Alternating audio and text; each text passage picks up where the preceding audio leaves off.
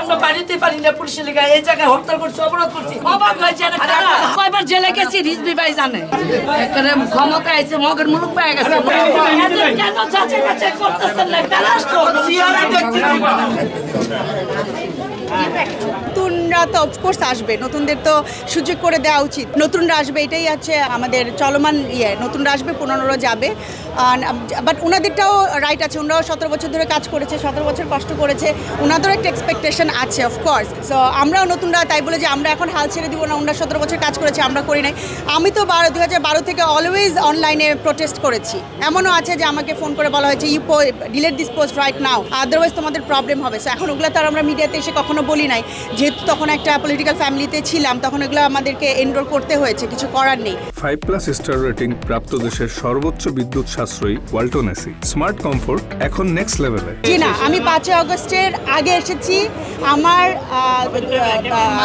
আমি অগস্টের 2 তারিখে গুলশানে একমাত্র প্রোটেস্ট হয়েছে, যেটার লিড আমি দিয়েছি। গুলশান 1 থেকে 2 পর্যন্ত পুরাটাই যদি দেখেন, শুধু মানুষ আর মানুষ ছিল, শুধু ওটা আমিই করেছি। আমরা কিছু ফিউ ফ্রেন্ডস মিলে করেছি। এর আগে মিডিয়া থেকে আমরা যে আপনার ফার্ম গেটে প্রোটেস্ট করেছি, অনলাইনে প্রোটেস্ট করেছি, আমরা টক শোতে যে প্রোটেস্ট করেছি, নারীদেরকে সংগঠিত করেছি, আমরা ফ্রেন্ডসরা মিলে যে করেছি। So of course there is no point after 5th August I came into this political situation.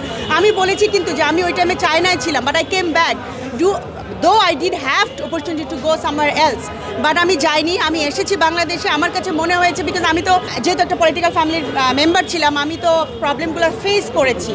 হ্যাঁ, অধপতনগুলো আমি দেখেছি, দেশের বলেন আমার পার্সোনাল বলেন, দুইটাই আমি দেখেছি।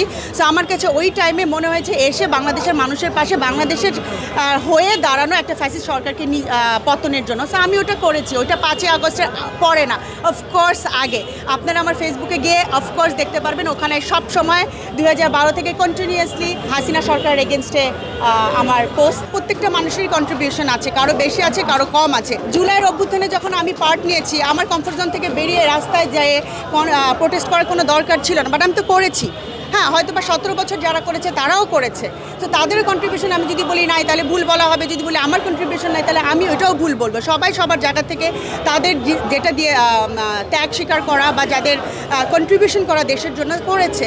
সো আমার কাছে মনে হয় এটা হাইকমান্ডের উপর টোটালি ডিপেন্ড করবে, ওরা কাকে দিবে, কার উপরে ভরসা করবে।